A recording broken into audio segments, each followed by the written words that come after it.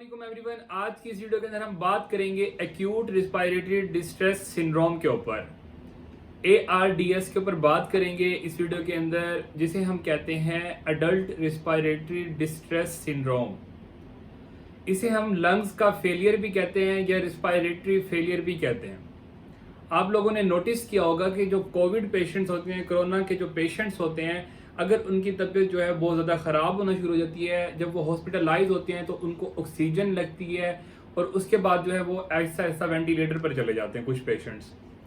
अब यहाँ पे क्या होता है कि कोरोना के जो मरीज होते हैं उनके अंदर भी यही सेम कंडीशन होती है, ARDS होता है, उनके अंदर भी रिस्पायरेटरी फेलियर हो जाता है। आज इस वीडियो के अंदर हम ये देखेंगे कि रिस्पायरेटरी फेलियर क्यों होता है, ये है क्या चीज़, इसका ट्रीटमेंट प्लान क्या होता है और जो डायग्नोज होता है वो किस तरह से किया जाता है। अब यहाँ पे इस वीडियो को शुरू करने से पहले अगर आप लोगों ने हमारा चैनल सब्सक्राइब नहीं किया तो चैनल जरूर सब्सक्राइब कर लें, वीडियो को लाइक भी कर लें और शेयर भी कर लें, और साथ में जो बेल आइकन है उसको भी जरूर हिट कर लें ताकि जो न्यू आने वाली वीडियोस हैं वो आपको आसानी से मिलती रहें।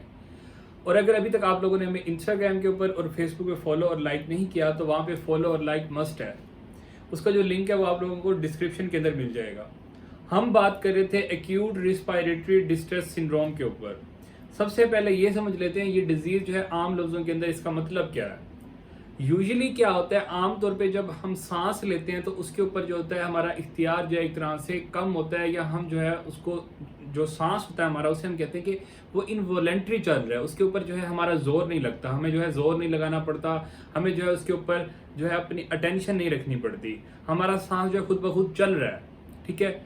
जिस तरह से हमारी दिल की धड़कन जो है खुद ब खुद चल रही है हर टाइम, हमारा सांस भी इस तरह से बगैर नोटिस किए, हमारे बगैर जो हमारी मेहनत की है हमारा सांस चल रहा है। अगर हमारे इस सांस को चलाने में हमारी मेहनत लगना शुरू हो जाए और हमें सांस कम आना शुरू हो जाए और हम मेहनत से जो है सांस लेना शुरू कर दें, हमारा जोर लगे सांस लेने में, जो है जोर लगे, जब आपका जोर लगना शुरू होगा सांस लेने के अंदर, तो इसका मतलब ये है कि जो रिस्पायरेटरी सिस्टम है, जो लंग्स हैं, वो फेलियर की तरफ चले गए हैं, वो डिस्ट्रेस के अंदर आ गए, स्ट्रेस के अंदर आ गए। तो इसको इस तरह से समझा जा सकता है। कोरोना के पेशेंट्स के अंदर भी यही होता है कि जब फेलियर होता है लंग्स का, तो उसके अंदर क्या होता है कि जो जब लंग्स फेल होते हैं और जब पेशेंट्स को ऑक्सीजन के ऊपर डाला जाता है या वेंटिलेटर पे डाला जाता है, तो वहां पे पेशेंट्स क्या होते हैं कि वो खुद से सांस नहीं ले पा रहे होते, तो जो है बाहर से जो है हाई फ्लो ऑक्सीजन के थ्रू या फिर जो है ऑक्सीजन के जो है बाहर से ऑक्सीजन लगाकर उनको ऑक्सीजन की सप्लाई दी जा रही होती है ताकि उनकी जो ऑक्सीजन है वो उनके लंग्स तक पहुंचे। अब यहाँ पे ये देखते हैं कि ARDS है क्या, व्हाट इज ARDS है क्या, किस तरह से बॉडी को अफेक्ट करता है।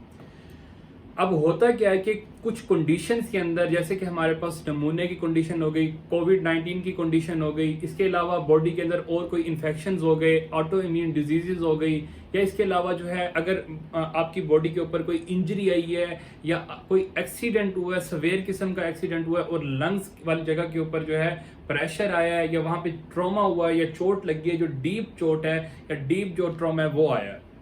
अब इन कंडीशंस के अंदर क्या होता है कि आपकी जो लंग्स हैं, लंग्स के अंदर क्या होता है, जो फेफड़े हैं उनके अंदर पॉकेट्स होते हैं,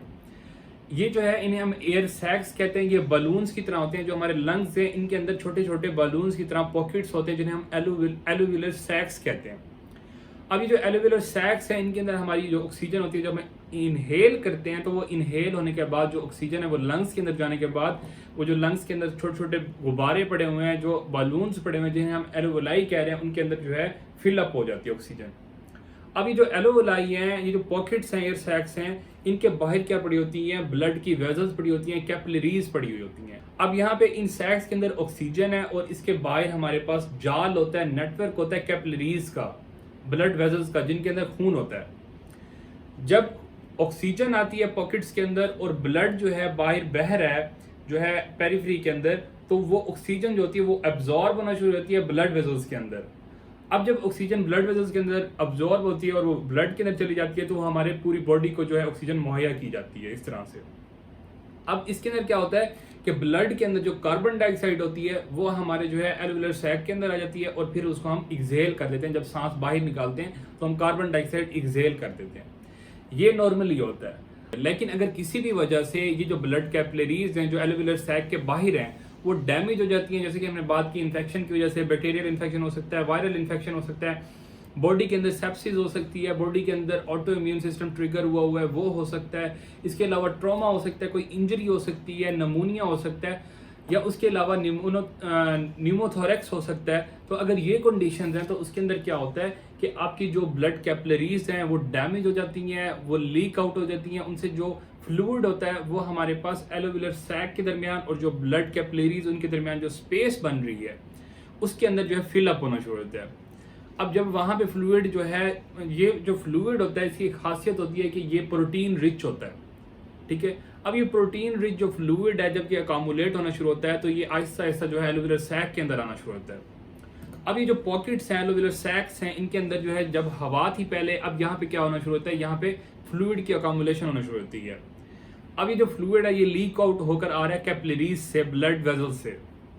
आहिस्ता आहिस्ता जो है आपकी जो सैक्स हैं, जो एलोविलर सैक्स हैं, इनके अंदर सारों के अंदर फ्लूइड अकामुलेट हो जाता है। अब यहाँ पे क्या होता है, जब हम इनहेल करते हैं ऑक्सीजन और वो एल्विलर सैक के अंदर जाती है तो उसको जो है अब्जॉर्ब होने के लिए वहाँ पे जो है उसको जगह नहीं मिलती। उसको जब जगह नहीं मिलती, आगे फ्लूइड होता है और उसको जगह नहीं मिलती तो वो जो है अब्जॉर्प्शन जो है वहाँ पे इंटरप्ट हो जाती है और इस तरह से जो है हमारे जो ब्लड के अंदर जो ऑक्सीजन जानी होती है वो नहीं जा पाती। जब हमारे ब्लड के अंदर ऑक्सीजन नहीं जा पाती तो हमारी बॉडी के अंदर हाइपोक्सीमिया हो जाता है, ऑक्सीजन की डेफिशिएंसी होना शुरू होती है हमारे ब्लड के अंदर। और हमारे ब्लड जो है, जब ऑक्सीजन की कमी वाला जो ब्लड है वो हमारे ऑर्गन्स को जाता है, हमारे ब्रेन को जाता है, हमारी किडनी को जाता है, हमारे हार्ट को जाता है, लीवर को जाता है। जब इन चीज़ों को जाता है तो वहाँ पे वो जो कम ऑक्सीजन वाला जो ब्लड है वो वहाँ पे क्या करता है, वो वहाँ पे उनको डैमेज करना शुरू कर देता है, वो वहाँ पे जो है फेलियर करना शुरू करता है। हार्ट फेलियर हो जाएगा, ब्रेन के अंदर जो है डैमेज होना शुरू हो जाएगा, इसके अलावा जो है किडनी फेलियर स्टार्ट हो जाएगा, किडनी डैमेज स्टार्ट हो जाएगा क्योंकि ऑक्सीजन की डेफिशिएंसी हो रही है। अब यहाँ पे क्या होता है कि ये जो हमारे पास फ्लूइड था, ये जो अकामुलेट हुआ है एयर सैक्स के अंदर, ये आहिस्ता आहिस्ता जो हमारे जो एलोविलाई होती हैं इनके अंदर एक चीज़ होती है जिसे हम कहते हैं सरफेक्टेंट। जो सरफेक्टेंट होता है वो हमारे पास एलोविलाई की जो अंदर वाली जो तय होती है, अंदर वाली जो सरफेस होती है उसके ऊपर जो है लगा हुआ होता है। अब सरफेक्टेंट का काम ये होता है कि ये जो है एलोविलाई को जो है आपस में जो है दबने नहीं देता, आपस में जो है इसको जुड़ने नहीं देता, ताकि जो है वो फूली रहें, वो जो है खुली रहें और वहाँ पे जो ऑक्सीजन है वो आती जाती रहे। अब जब वहाँ पे जो सरफेक्टेंट है वो डैमेज होता है, वो जो है डिस्ट्रॉय होता है, तो हमारे पास जो एलोविलाई हैं वो सुकड़ जाती हैं, इस तरह से पिंच हो जाती हैं, सुकड़ जाती हैं आपस में। जब वो सुकड़ जाती हैं तो उसके बाद क्या होता है, जो हमारे पास ओवरऑल जो हमारा लंग है उसका जो साइज है वो शॉर्ट हो जाता है, कम हो जाता है। इसके अलावा हमारे पास जो नेक्स्ट बात आती है वो ये आती है कि हमारे पास जो सिम्टम्स हैं, जो अलामात हैं, वो क्या जाहिर होना शुरू होती हैं। जो ARDS का जो पेशेंट होता है उसके अंदर जो अलामात जाहिर होना शुरू होती हैं वो सेम जैसे हम अपने बात की कि कोरोना के पेशेंट्स के अंदर भी यही होता है। तो कोरोना के पेशेंट्स के अंदर भी जो अलामात होती हैं उनके अंदर क्या देखा जाता है, आमतौर पे जो है सांस घुटना शुरू होता है, या सांस जो है सांस लेने में मुश्किल आती है, सांस लेने में दुश्वारी होती है और सांस लेने के अंदर जो है जोर लगता है पर्सन का।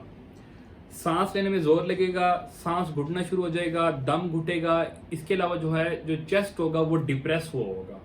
ठीक है, क्योंकि लंग्स जो है अंदर से वो शॉर्ट हो गए हैं। तो ये हमारे पास अलामात मिलेंगी आमतौर पे। इसके अलावा हमारे पास जो नेक्स्ट क्वेश्चन आता है वो ये आता है कि डायग्नोज कैसे करवाया जाए, इस जो बीमारी है उसको जाना कैसे जाए कि ये बीमारी हो चुकी है, ये जो पेशेंट है वो सफ़र कर रहा है ARDS से। तो उसके लिए जो है हम HRCT करवा लेते हैं, MRI करवा लेते हैं, या CT स्कैन करवा लेते हैं, या एक्सरे करवा लिया जाता है, बाजू का एक्सरे या जो है HRCT करवा लिया जाता है। अब इसके बाद हमारे पास जो नेक्स्ट आती है वो चीज़ वो ये है कि ट्रीटमेंट प्लान क्या होगा, जो पर्सन है उसको कैसे ट्रीट किया जाएगा। सबसे पहले नंबर पर हमारे पास आता है ट्रीटमेंट प्लान के अंदर कि ऑक्सीजन को कंपनसेट करने के लिए, बॉडी के अंदर ऑक्सीजन की जो लेवल डाउन हो रहा है उसको कंपनसेट करने के लिए हम बाहर से मैकेनिकल वेंटिलेशन स्टार्ट करवाएंगे, पर्सन को ऑक्सीजन पर डाल दिया जाएगा। दूसरे नंबर पर पेशेंट को जो है हम ये भी कहते हैं कि प्रोन पोजीशन के अंदर लेटे, ज़्यादा से ज़्यादा उल्टा लेटे, ताकि जो उसकी जो ऑक्सीजन की कमी हो रही है या उसको जो सांस लेने के अंदर जो दुश्वारी हो रही है वो उसकी कम हो। इसके अलावा हमारे पास जो थर्ड नंबर पर आती है चीज़ वो ये आती है कि ब्रॉड स्पेक्ट्रम हमारे पास एंटीबायोटिक्स जो हैं वो इस्तेमाल करवाई जाएंगी, क्योंकि अगर बॉडी के अंदर सेप्सिस है या बैक्टीरियल इन्फेक्शन है तो उसको कम करने के लिए जो है एंटीबायोटिक्स का इस्तेमाल करवाया जाएगा। इसके अलावा जो है डायूरिटिक्स दी जाती हैं, और इसके अलावा हमारे पास नाइट्रिक ऑक्साइड जो है वेजोडाइलेटर या फिर हमारे पास ब्रोंकोडाइलेटर दिए जाते हैं,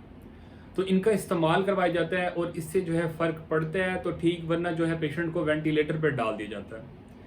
अब इसके अंदर जो नेक्स्ट हमारे पास जो लास्ट में जो बात आती है वो ये आती है कि मोर्टेलिटी रेट क्या है।